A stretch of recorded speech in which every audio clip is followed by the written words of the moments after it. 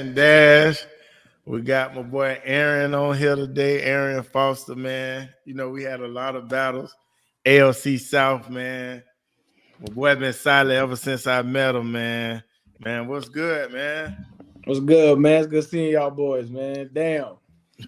Like, right. Time flies, don't it? In fact, it Right. goes, bro. I got a daughter. She's 13, family. I'm like, What? God, 13, dog. 13. Crazy. Yeah. That's yeah. crazy as hell, man. And I had her my rookie year, fam. Oh, Ricky, yeah? Oh, man. 09. Shit, that's the year you went for 2K, wasn't it? Yeah, 09, yeah, 09, 09. Special year, man. Special year. Yeah, special year, man. Yeah, you know, That's that a was definitely dope, man. special year. Yeah, man. It's crazy you bring that up though, man, because it was like, man, I remember playing against you, and then I remember one year you just went to going crazy. Like, and I'm like, man, I know I pay attention to especially college football, especially that at that point in my career, so young in the league. I'm like, man, where he come from? And they like he went to Tennessee. So like, man, like, what's your story? When you left high school, did you originally go to Tennessee or did you transfer or something? No, I went to Tennessee. I think what happened was well, first of all, that year was special because that year I went undrafted. 09 was my rookie year. And that year you went for 2K. And I remember we played y'all. I think it was Monday night. We had the red unis on. And Yeah, you Monday got night. off. And you got off. And at that time, that was my first game I got brought up from the P squad. Right. And I was like on special teams and shit. And I remember watching, sidelines, like, my nigga, it was so inspiring because I was like, I mean, of course, in your head, you the best nigga ever, right? Everybody. Right. I was like, Right. I'm better than this nigga, right? So like, but I seen you getting off. I was like, yo, I just gotta do. I'm here. We share in the same field. I'm here. Like that's what right. That shit. So that shit was inspiring. Right? You never get to, give niggas they flowers, man. So you inspired a lot of niggas, though. But yeah, for sure. But I guess my story was I got off in Tennessee, man. But there was a whole bunch of politics that happened in college. So like I had like made like all SEC my junior year, and me and I don't know if you remember Gerard Mayo. Yeah, I remember. Yeah, Mayo. Yeah. Me and him, we was juniors, and we put in our. You remember how they had the NFL advisory committee where you? Like, you would do that. Yeah, I did that. Yeah, so I got a second round grade, and so did Mayo. Mayo ended up going 10. I doubt I would have went that high, but I would have fell somewhere low 1, 2, maybe 3, whatever. But I decided to stay. I got my head pumped up by the coaches, all this other shit. Decided to stay and we switched OCs. Right. And it just went to shit. I ended up like not even playing, dog. Like they just stopped playing me. A whole bunch of reasons as to why. And I fell off the radar. Went to the Senior Bowl, was killing. But then I popped my hamstring during the fucking Pat White. I forgot all about this. This nigga Pat White, man. If I ever see this nigga, man, bro, check us out. You know how the All-Star games, bro. They call like really vanilla plays, right? Bro, we had a play called fake draw right, screen right. This nigga puts the ball on my chest and lets it go, and it's a fumble, and it's looking like I fumbled the shit. So I'm scrambling trying to grab the shit, and some nigga come behind me and push me, and my leg was stuck, and it popped my shit like literally popped it. And so I didn't get running the combine. I didn't none of that shit, and so like I just fell all the way off the draft boards. And then Houston took a chance on me, signing me undrafted, and I was better than the niggas that they had, but more politics. But I mean, it worked out. It worked out fine, man. Yeah, it worked out good, and I say that because just from playing against you, and not even that, from me first seeing you play, and then battling against you for years and years, and just watching your career, I'm like, bro, it's no way I didn't know about this guy because I'm seeing how good you is, like on the field. Like I'm just like how that shit happen or whatever. Like it's crazy, but man, bro, you was a dog, man. You know what's crazy, 2K? Hey, Aaron, you know a dude named Sean White that went to UT with you, little running back? Sean White? Yeah. He was a real little, like a walk-on dude. Ah, man, I'm better with faces than names. Yeah, if you probably so look, was Kiff there with you? Nah, that was right before. Right after I left. Okay, well, he was there before and after. So, but he just remember it's crazy because I was in Tennessee at the time and he was up at UT, And I just remember he used to be like, dog, we got a running back up here that's cold. So I already had knew about you, you know what I'm saying, because of him. Right. But like Young said, it's crazy to see how a player like you can go undrafted, and then to go on the run that you had. Where it's amazing. Like, what are these scouts like? How can they be a scout or call themselves a scout to have somebody like you go undrafted? That's ridiculous. Man, I told him I used to fuck with the scouts all the time, man. Like I used to fuck with them all the time. I don't know what the fuck y'all looking at, man. Clearly. But I mean, I think it's just one of the, and also I didn't help myself either. Like, I wasn't in nearly the best shape I could have been in. You know, in college, I was living the college life. I was enjoying it. I was partying. I was drinking. You know, eating like shit. And then when I went undrafted, it was like a wake up call. I was still getting busy. You know what I'm saying? I was all SEC. I was still getting busy, but I could have ran that division better than what I did. But when I went undrafted, it was like a wake up call. Because, like, literally, I mean, when we kids, this is what we want to do. For sure. And then you go on draft. Y'all got millions of dollars coming out of college, right? I signed for 5 racks, my nigga. right. I still thought it was good money, though. You feel me? Right. I signed for 5 racks, and I was like, man, fuck. Because I knew you always feel like these niggas are not better than me. Like, they just fucked up. That's just how I felt. They just fucked up. Right. So I just made it my job, like, to show them how much you fucked up. So, like, we went hard. I remember. Shout out to my nigga D'Amico Ryan, just got the head coaching job. Yeah, Miko. My rookie year when I was on P Squad, because I got cut and they put me on P Squad. On P Squad, you seen cats on P, they get cut every day. Yeah. Like if we have a receiver that looks like they starting receiver, it feels like they're gonna cut somebody just to give that feel for that week. You know what I'm saying? It was like really volatile. So I was like, yo, they gonna feel me every day. Like they just gonna feel me every day. And we was like, I remember one time we was practicing and Miko was like, hey, man, chill out, man. We just trying to get a look. I was like, nigga, you're not going to feed my daughter, fam. Fight me. I don't care. Like, we out here. I'm going to run, dog. It is what right. Right. Speaking of Miko, man, he just got the head coaching job in Houston, which is dope as hell. Another black coach. I love seeing that. What do you think they should do with that second pick, man? Man, I ain't lie, y'all. I ain't watched college football. It's been a minute, man. I don't really watch much sports nowadays, man. Like I just got so many different interests and shit going on. Like I couldn't tell you who's good. I watched the national championship game. I watched a few games. I watched the Tennessee Orange Bowl game because they played. But I just haven't been watching, man. I couldn't. Y'all can tell me better. I know they need their quarterback, but is this dude? I think what is the Alabama quarterback the best one? I think so. Yeah, that's what they're saying. But I like the Ohio State kid, CJ Stroud. He's really sweet. But I mean, right now, they got some real top talent coming out at quarterback this year. Yeah. Even your guy Hooker coming out, like he, it's unfortunate with his knee and what he had to do. But if he didn't have that, he would have been up on one of them boards as well. Yeah, I mean, honestly, I love him as my dog. He came on my podcast a lot. Yeah. The dude behind him. What's his name?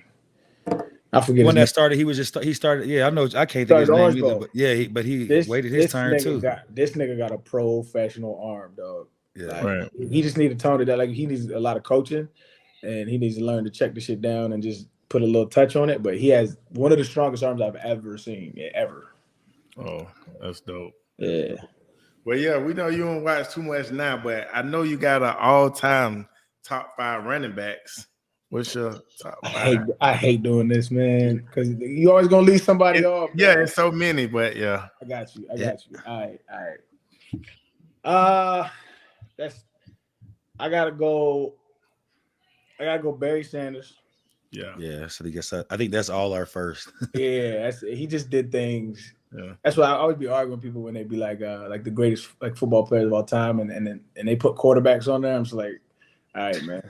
They just, I always, this is a hot take, right? I always tell people like, yo, quarterback, especially nowadays, quarterbacks play an entirely different sport than we do, bro. Like, it's just ridiculous. But anyway, so I got Barry Sanders,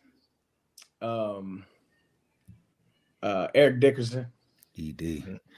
Y'all kind of have similar game. Yeah, facts. Yeah. Shit, I probably gotta go Walter Payton. Sweetness. I played with his son in Tennessee, Jared. Oh yeah? Yes, sir. Okay. Oh yeah, he did go. He went to Miami, didn't he? Yeah. That's right. No. see, Berry. Well, I think just on the strength of what he did, I gotta go Jim Brown. Right. Yeah. Goats. And then probably LaDainian Tomlinson. Like the original like cat out the backfield. That was Yeah. LT was cold, man. Yeah, he was cold. Yeah. Bro, I always want to ask you this, bro. What is your 40, bro? Because no, for real, because sneaky. no, but he got like I But always you was getting like out, man. like he ran like ED, like he used to gallop. Know what I'm saying? But he never got caught. Yeah. So I never got officially timed because remember at the combine I popped my hamstring, and so like you'll hear a lot of people like, oh, he running 4.7, but that's because a month later we was at my pro day and I still wasn't fully recovered. And there was some scout there, and he was like, "We got to get a time on you." And like, you young, you don't know anything. And I'm like, he's like, "You got to go. We need your time on you." And I'm like, "I can't. I'm not a healthy dog." And he's like, "You got to go. Like, this is the NFL." Yeah. And I was like, "All right, fuck it, I'll run." I ran a 4.7. I was like, "This is horrible." I was like, horrible. And so when I trained, I mean, I trained with because my brother was my trainer, right? And so I trained with like DBs, and we trained on the track. And so that's how I learned how to stride. Was training my brother. He ran track at FAMU. Right. So in the offseason, I used to hit the track. And so, I mean, I think at my top speed, I was a good solid 4.4.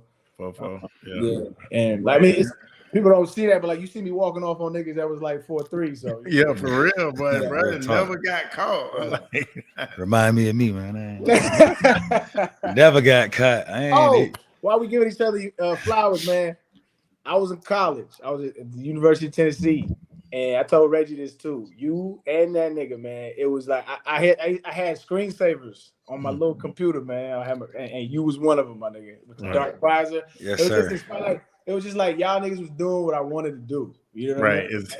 And I used to. I was like, I'm gonna do that shit, dog. I'm gonna do that shit. And it was just like you never get to tell people what they meant to you. You know what I'm saying? I'm a young 18, 19 years old, and I'm watching niggas like, you know, live out their dream, and that shit inspired the shit out of me, dog. Like literally. So I appreciate that, bro. For real. For sure. That's love for real. Yeah, because you inspired us. I mean, even though we was in the league at the same time, and some of the stuff you see, that's what I'm saying. You know, I was backing up when he got there, but to see you come and see your undrafted story, and then to see you just take off like that, it was amazing to me, man. You definitely one of them. When we talk about our era of football, they can't leave you out of there. That's one thing for sure. I was talking to my boy the other day, man. Like our era of running backs, it's up there, bro. It was crazy. It's up there with some of the best generations, dog. Bro, because I feel like our era of running backs, we could have played in any generation because we talking about your rushing, but bro, you was cold out of that backfield catching that ball too. Like I used to argue with Cool. I'm like, dog, like you know how you go into 5 wide sets? Yeah. And they bring 2 tight ends in. I was like, cool, bro. This nigga can't. No tight end can catch better than me or run a better route than me. Why are you taking me off the field? I used to argue like all the time with these niggas. It's like, but we wasn't in the era where running backs could run routes. Like they was still stuck in that you're a workhorse shit. Like if we was in this era, hurting. Right.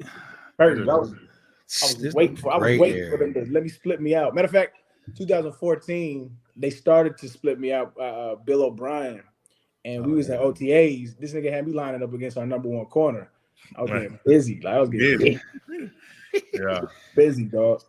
Oh, what's up, it's crazy because like we talking about this era, these days, it's like they accept, you know, the 50 yards rushing, 45 yards receiving, and they like that's a great day for the running back. You know what I mean? And I'm like, wait, what? Yeah. I remember about them days, 50 yards rushing. Well, oh my God. Yeah. You got these fools getting second contracts, breaking the bank, and you had 900 yards rushing. How is that possible? Like, it's different. It's different, man. But it's like, but it never changes, dog. It never changes. The end of the year, when it's this time playoff football, you got to run the ball and play. That shit is the same. It's the same template. That shit just does not change. You right about that. Bro, so how was it playing with the great Andre Johnson, man? Beats by Dre. That's my. Yeah. Oh shit. Yeah. Damn. What's up? What quarter Finnegan? What's up with that? Man, That's my dog for life. But hey, sometimes you shouldn't climb up a tree if you can't get down, man. Yeah, nah. Are they cool? I didn't even talk to Dre about that. Are they good? I don't think they cool. Nah, I talked to Dre about it. Yeah, I don't think they cool. I don't think they cool. They don't you know what's crazy? What's crazy about that is, dog, chilling with Dre for so many years. In order to make that nigga mad, right? You gotta piss be him an off. asshole. You gotta be an asshole, bro. So it's 1,000% on Cortland Finnegan, fam. Because dog, Dre don't get mad. He don't get mad. Like this nigga don't get like he's worth millions and millions of dollars. Nice, one of the nicest niggas ever played a game. He has no anger in it, like ever. He's just nice. Right.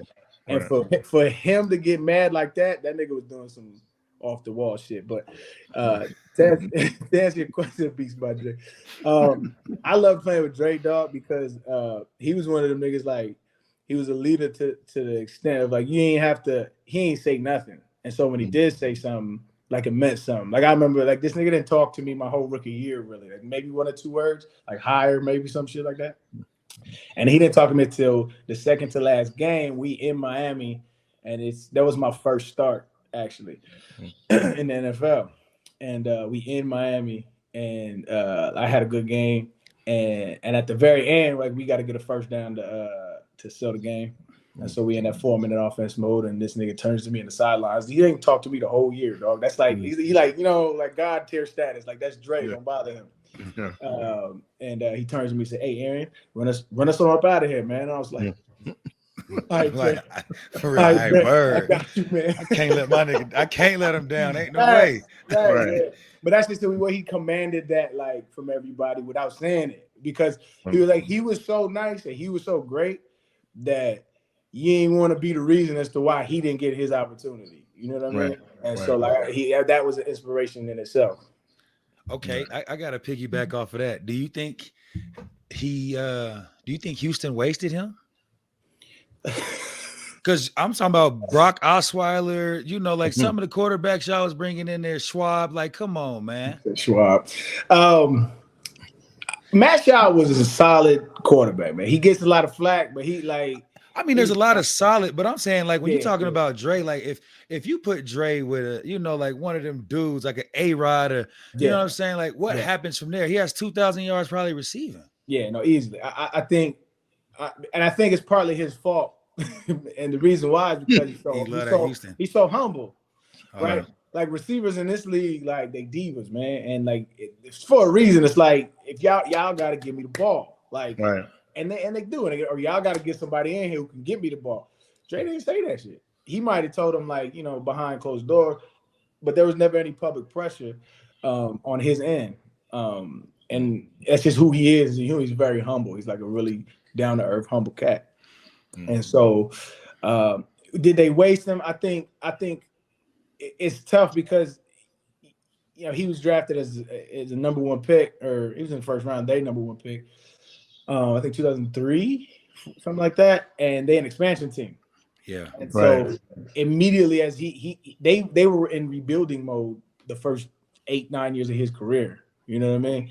And so they never got an opportunity to have. When we got there, like 09, 10, 11, 12, that's when cranked up. We really had an opportunity to compete, but by that time, you know, he started to like kind of taper off. And that's just how the league goes sometimes, man. It comes in waves. And so I was upset that we couldn't get him on. Like that was like a big talk in the room. Like, we gotta get Dre to the playoffs, dog. Like right. And that's just the kind of like human he was. Like everybody loved him like that on some like, yo, we gotta get this nigga in the playoffs. Even though I had never been to the playoffs, I'm over here. We gotta get to the playoffs. But that's how you know that's just to love you though, because oh shit, I forgot what I was about to say. I don't know what. You're in Denver. That's why, nigga. Nah, it ain't that. You know, boy, that shit being the bruiser. I ain't smoked. Had I smoked, I probably could remember. I don't even know what I was about to say. That shit just went away quick as hell. Yeah, bro. So that's what I'm saying. So let us know, bro. Who is this Bobby Fino guy? You know, we know Arian. Yeah. I've been chilling. I don't know. I've been making music since I was a kid, man. So I really started writing poetry. I started writing poetry as a kid. My favorite poet of all time is a guy by the name of Saul Williams. Saul Williams used to run this message board back in like early 2000, dog. Like, And that was when niggas had dial up and shit. And so it was like one of the first, AIM and messages, that type of shit. Chat rooms was popping. And I found his message board because I was like super into him. And I started writing poetry real young. And that naturally transitioned into, infusing it with music. And after a while, I got you pass around your music to your homeboys and they're like, oh, cool. But after a while, you get to the point where it's like, yo, this is nice, dog. Like, this is for real. And so, I just started cooking up. And I didn't really want to release anything until after I was done playing because I couldn't give it the love I wanted to. So it's a fun part of myself I like to explore. I ain't trying to be famous off the shit. I ain't trying to go platinum. I just do it because it's self-expression. Like, it's just something that I love. I'll make music till I'm dead. That's how I've always done it, and I'll always do it. It's just a part of who I am. Oh, that was up, man. Hey, you know what's crazy? You and 2K should probably get on the track. Don't do that shit, man. Please, I got tracks with 2K. Man, I used to be playing around. Cause one of my best friends, he raps, so I used to be at the studio with him all the time. So I get in there and just play around, man. Let me find out, man. Man, I got some tracks too. I promise you, I gotta find them. Don't worry. Send that shit to me. I got you for sure. Oh, man, they got nervous that quick, man. Bust them bars, young. I didn't see that shit, dog. Send me that shit. How's the vegan life treating you, bro?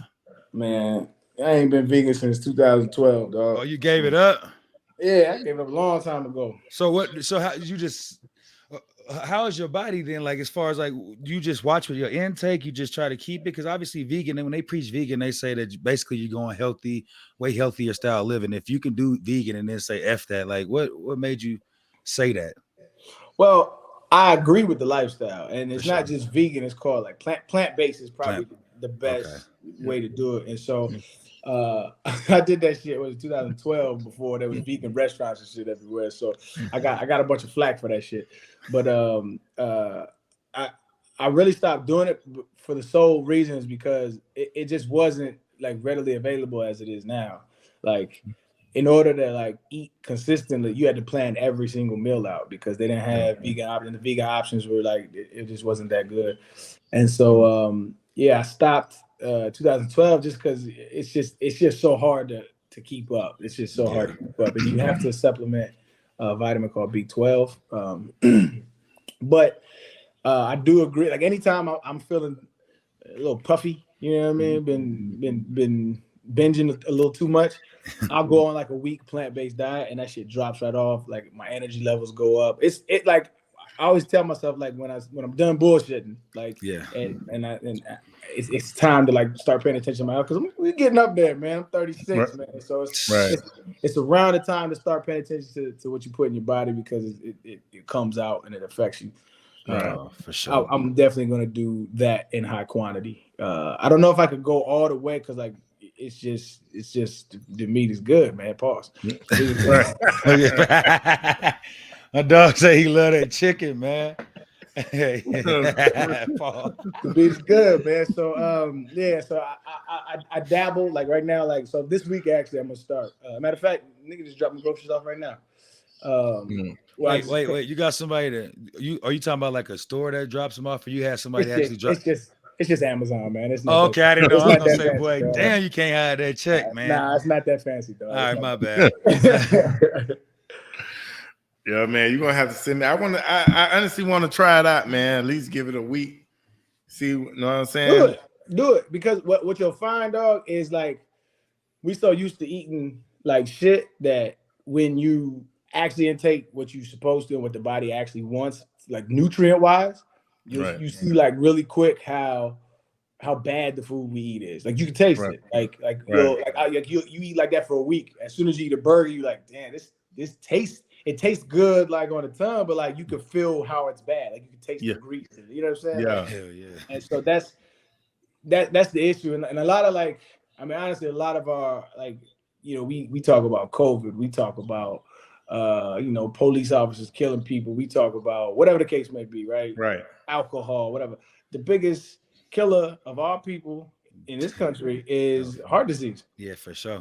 And it's strictly dietary, man. So it's like we joke about it and shit, but it's something. So I'll be on my family. Like, listen, yo, like it's time. Like we getting up there, so it's time to start paying attention to what you put in your body. Like all these family get-togethers is cool, and everybody cooking yams and macaroni and all that shit.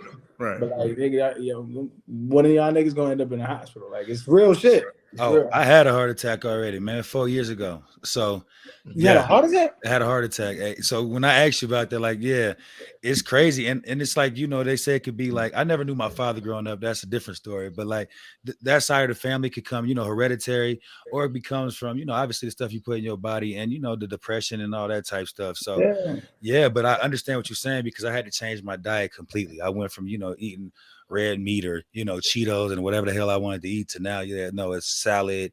You got to have green smoothies, fish all the time, and it's just a big difference. But I also feel a lot better sometimes. And I didn't know that, dog. Well, I haven't really released it.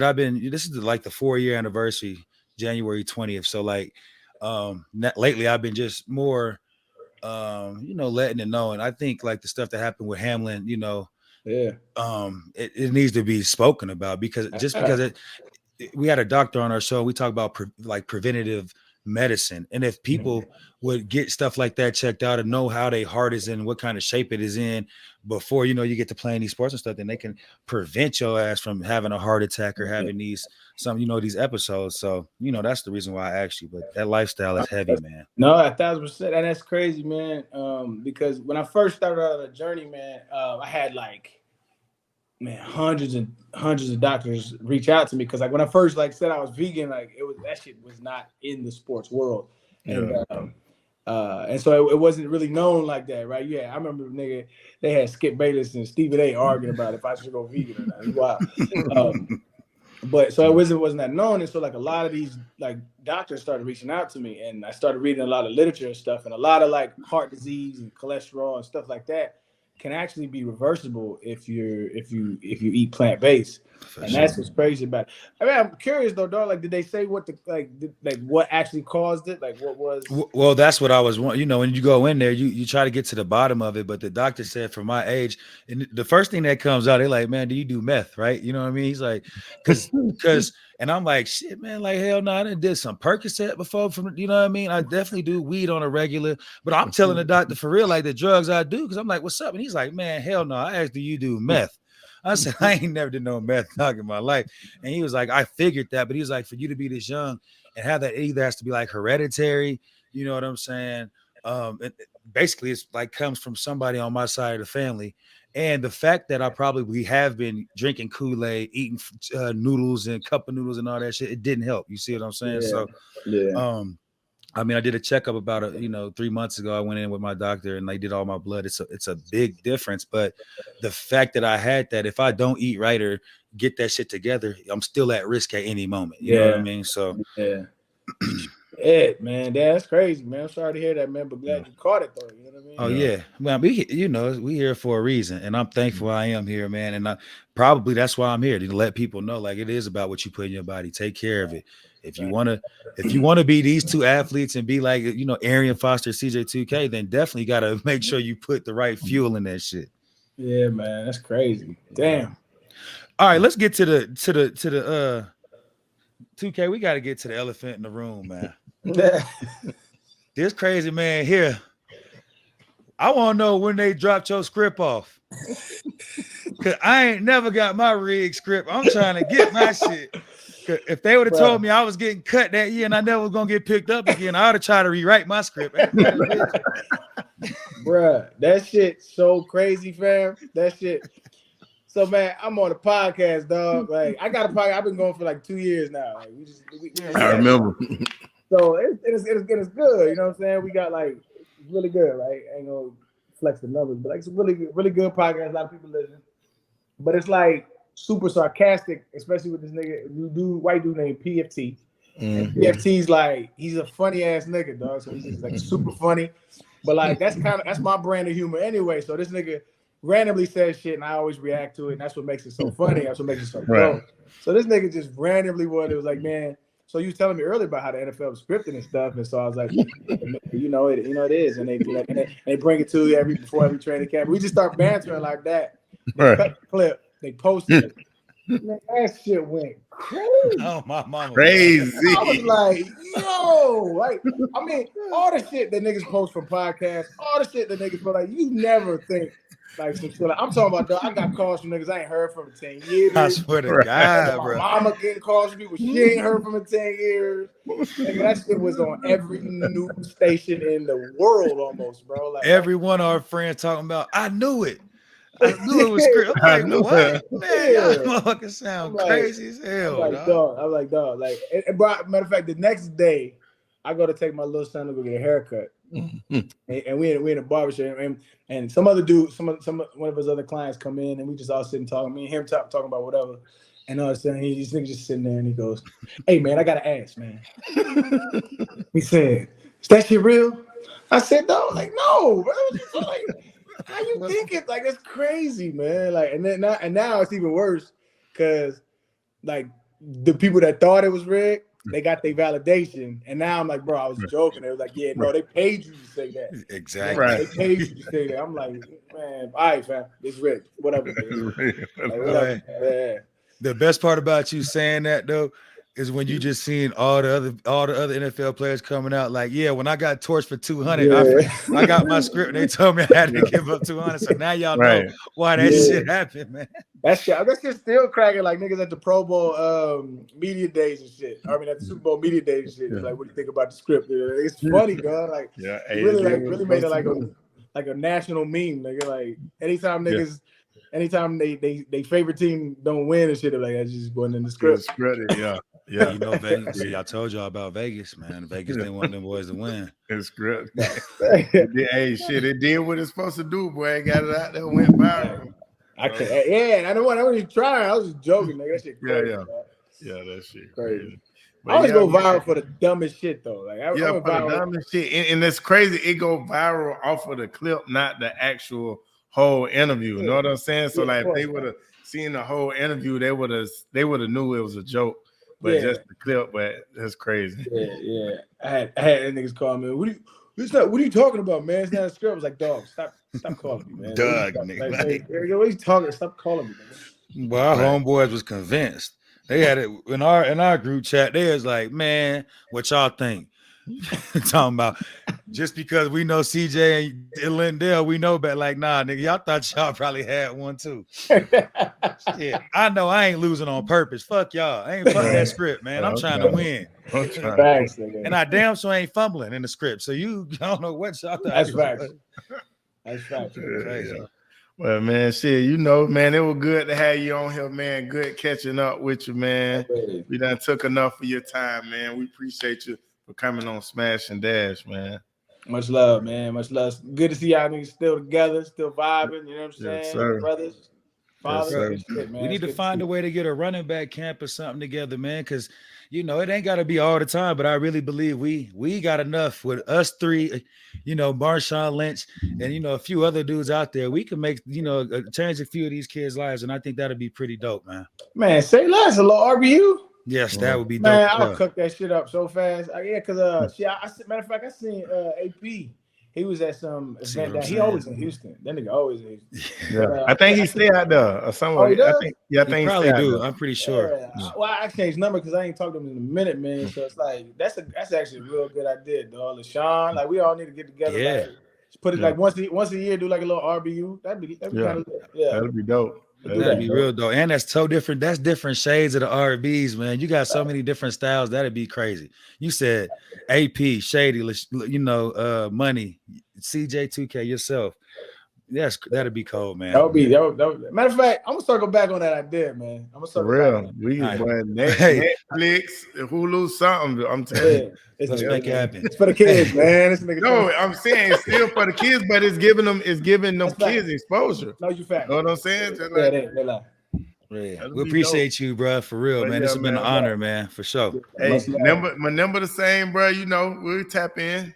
Shit, I don't even know if I got it, man. Matter of fact, if you got mine, hit me up. I'm gonna hit you on the DM. For sure. All right, appreciate you. Love, bro.